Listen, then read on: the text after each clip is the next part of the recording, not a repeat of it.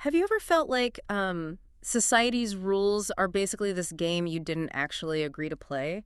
Oh, absolutely. Like, you're already losing, but you don't even have the vocabulary to explain why. Right. Why the rules just feel completely rigged against you from the literal moment you wake up. Yeah, it's that constant low-level friction.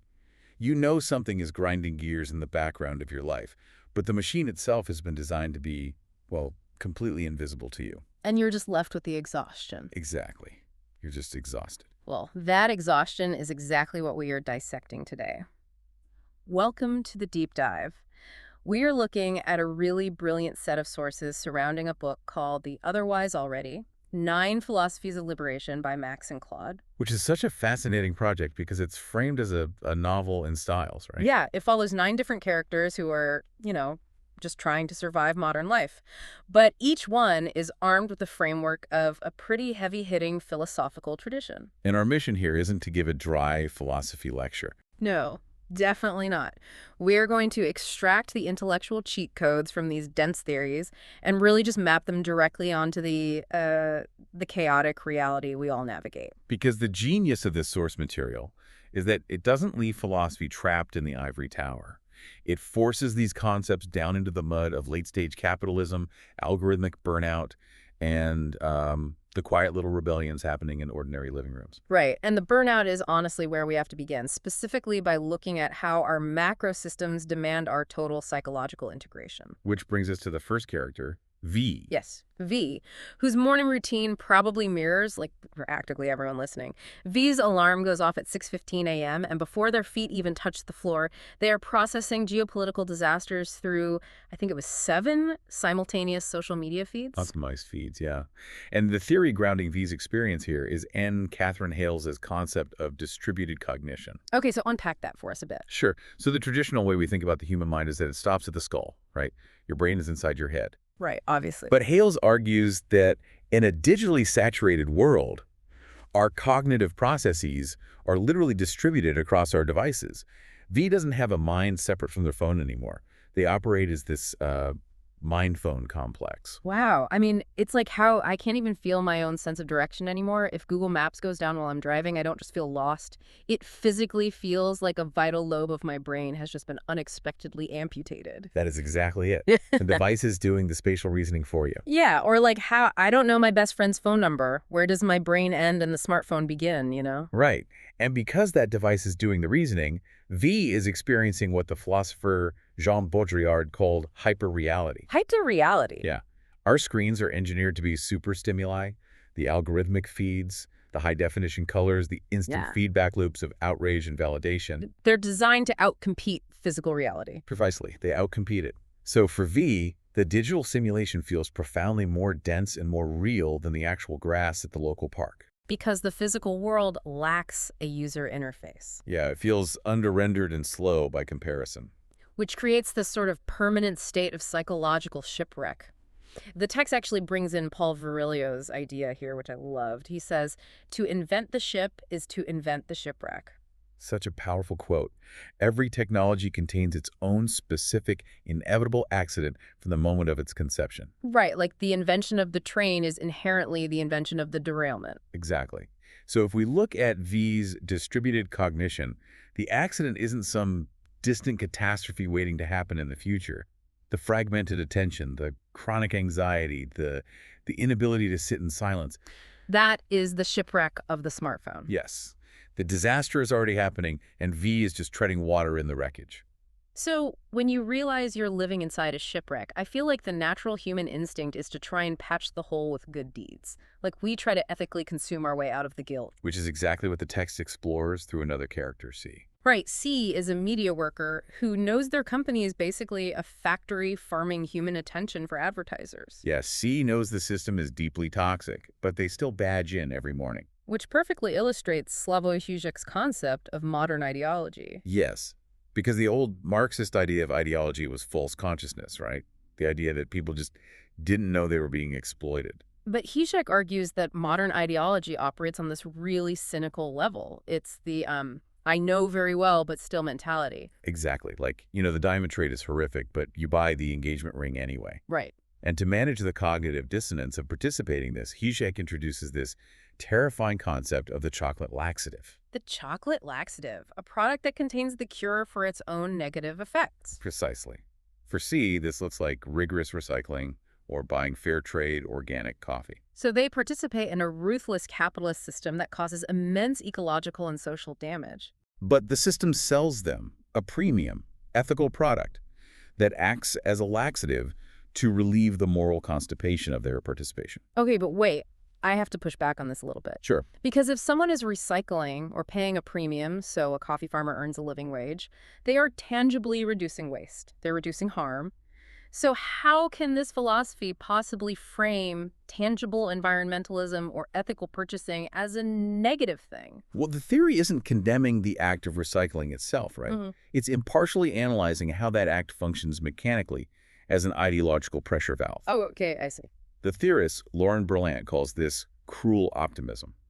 It's an attachment to a version of the good life or a moral identity that actively harms our broader existence. So when C buys the eco-friendly tote bag, they get a tiny hit of moral relief. Right. They feel ethical. Yeah. But because they feel that relief, the uncomfortable burning urgency required to demand actual systemic change just drains away. Oh, wow. So the ethical choice keeps you calmly participating in the very machine you know is broken. Exactly. You're substituting personal consumer choices for collective political action. Man, so the soothing mechanism is actually the trap. It is. If you're listening to this, I mean, really think about your own morning routine. How often do you scroll through terrible news, feel completely helpless, but then buy an eco-friendly product just to feel a tiny bit better? We are pacifying ourselves to avoid confronting the reality of the machine. Yeah. And if the macro systems demand our total integration and our attempts to ethically consume our way out of it just trap us further, we kind of have to look at the basement level, right? The invisible infrastructure keeping this entire shipwreck afloat. Exactly. And so the text shifts focus to the domestic sphere with R, who is a mother of 3. Her reality begins at 4:45 a.m. and involves, 14 to 16 hours of relentless cooking, cleaning, scheduling, and emotionally regulating a toddler. Yeah, and society has a very convenient word for what R is doing, which is love. Right. But the text applies the frameworks of Sylvia Federici and Sophie Lewis to completely shatter that romanticization. This isn't just familial affection. The theory argues it is unpaid industrial manufacturing. Social reproduction theory fundamentally changes how we view capitalism here. The system requires fed, healthy, emotionally stable workers to clock in at 9:00 a.m. every day to generate profit. But the system does not pay for the production or maintenance of those workers. Exactly. It offloads that massive logistical and emotional cost onto the private household, predominantly onto women. And it disguises this structural economic labor as, natural maternal instinct. So R is subsidizing the global economy for free. Yes. Which is why R engages in this really profound act of resistance. Right. One afternoon, faced with a mountain of laundry, she simply sits down at the kitchen table with a cup of tea. It's amazing. She goes on a silent, localized strike. She refuses to function as the invisible infrastructure for just 1 hour. It's a complete withdrawal of her labor from a system that refuses to acknowledge it as labor in the first place. And this creates such a fascinating thematic mirror in the book.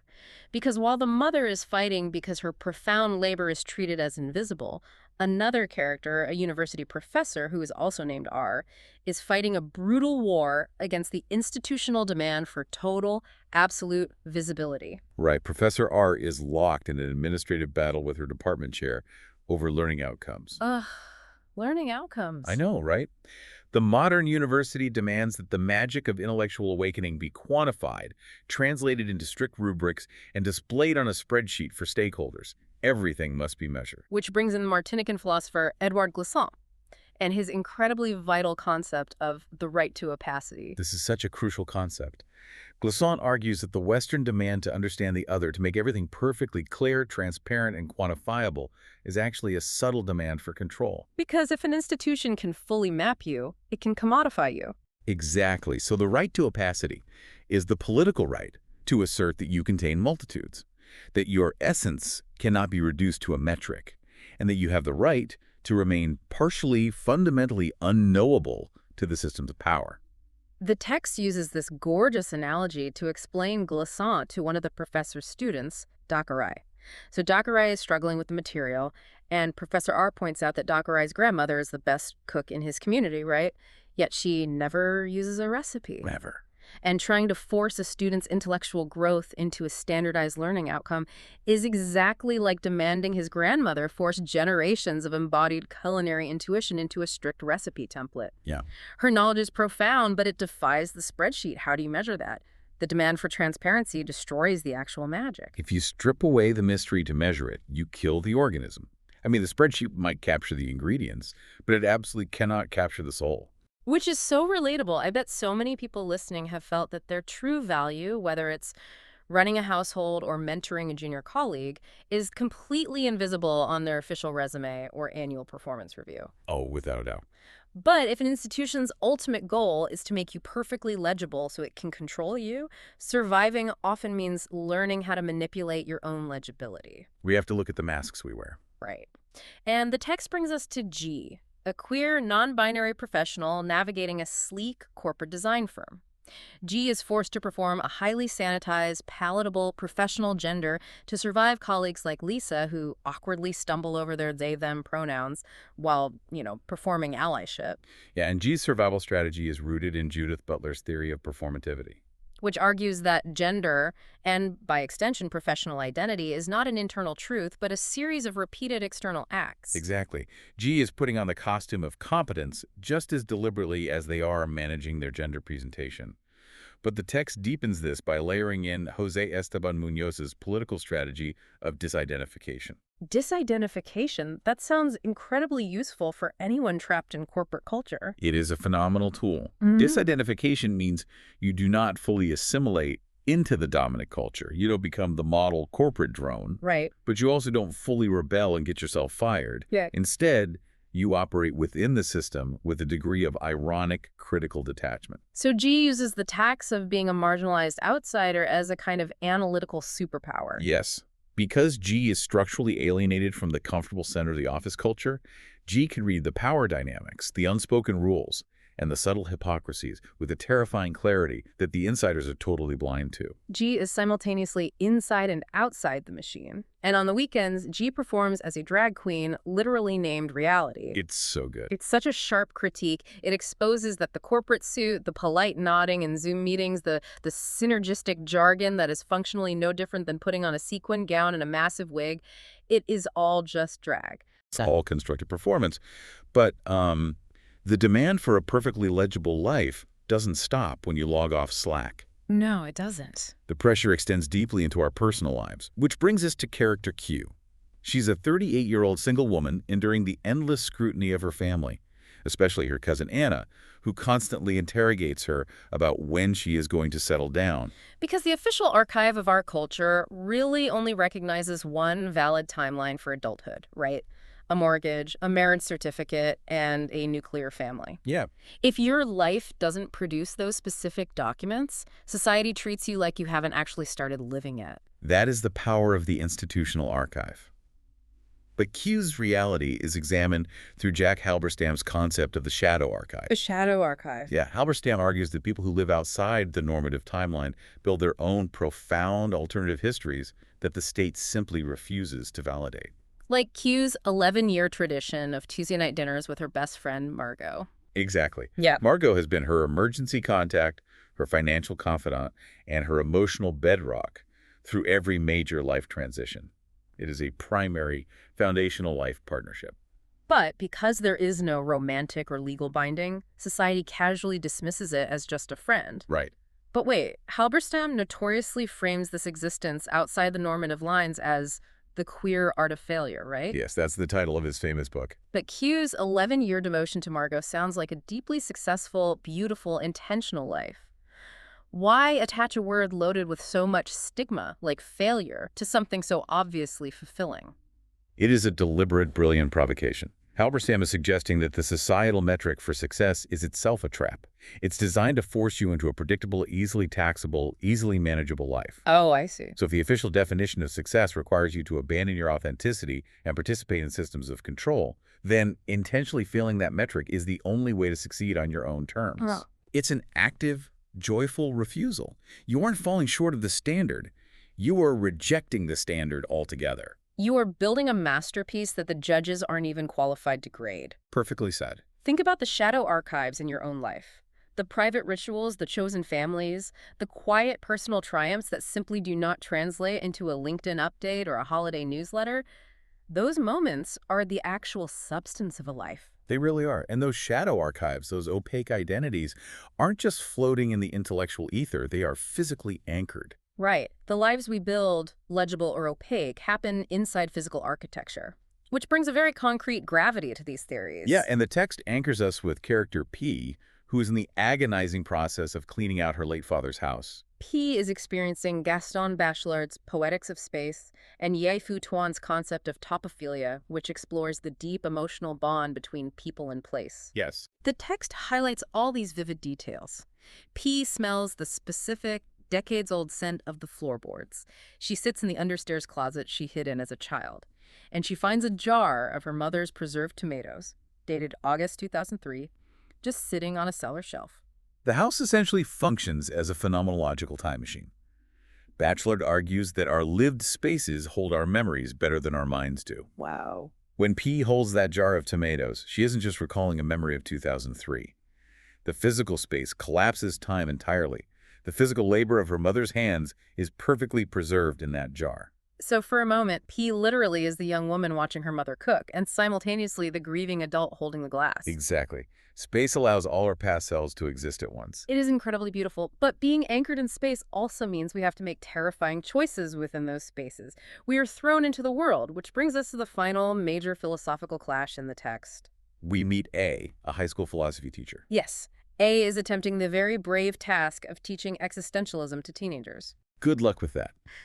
She is teaching Jean-Paul Sartre, specifically his declaration that human beings are condemned to be free. Condemned to be free. Yeah. Sartre argues that existence precedes essence. There is no script, no inherent human nature, and no God to blame.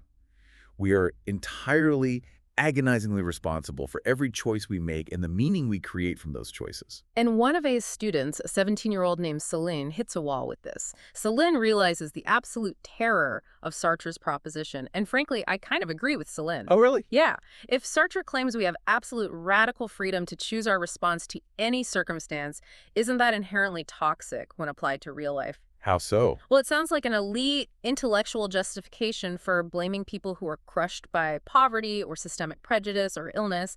Like if we are completely free, then anyone suffering just made the wrong choice. That is the exact devastating critique that the philosopher Simone de Beauvoir leveled at her own intellectual partner. Oh, really? Yes. Sartre was writing about a universal abstract freedom.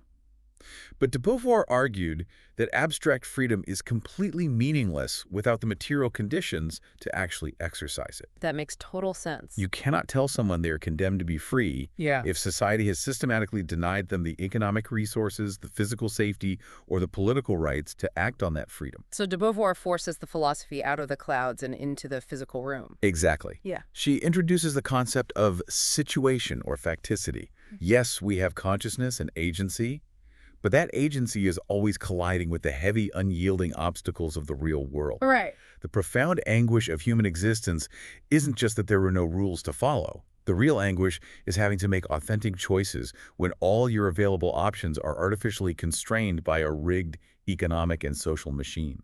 Visualize a childhood space for a second, like a bedroom or a kitchen. How did the layout of that physical space shape your earliest understanding of the world and your freedom to make choices today? We are shaped by our material conditions. Yeah. So we have traversed the shipwreck of algorithmic burnout, the unpaid invisible labor that keeps the economy afloat, the corporate drag we perform to survive, and the terrifying collision between our internal freedom and our external reality. We've covered a lot of ground. We have, and the core message synthesized across all 9 of these characters is that liberation is not some utopian destination we arrive at after the revolution. No, the otherwise different, more authentic, deeply felt way of living is already happening. It is present in the unmeasured, opaque wisdom of a grandmother's kitchen. Yes. It breathes in the quiet resistance of an 11-year shadow archive. It manifests when a mother drinks tea instead of doing the laundry, and when we utilize our alienation to see the absurdity of the systems trying to quantify us. The cheat codes are all around us. They really are. Which leaves us with the ultimate tool of liberation, explored in the fifth book with character W. Ah, yes. Character W. W studies the linguistic theories of thinkers like Helene Cixous and Monique Wittig, and realizes that the very grammar of our language, the literal dictionary we use to construct our thoughts, was written by the machine. Right. The vocabulary itself enforces the binaries and the hierarchies. So W retreats to her private notebook and begins to write in a completely new, ungendered, fluid grammar. She stops using the master's tools and invents a new language for herself. She reclaims the architecture of thought. Because if the words dictate the reality, changing the words changes the limits of what is possible. So we leave you with this to mull over as you step back into the reality of your day.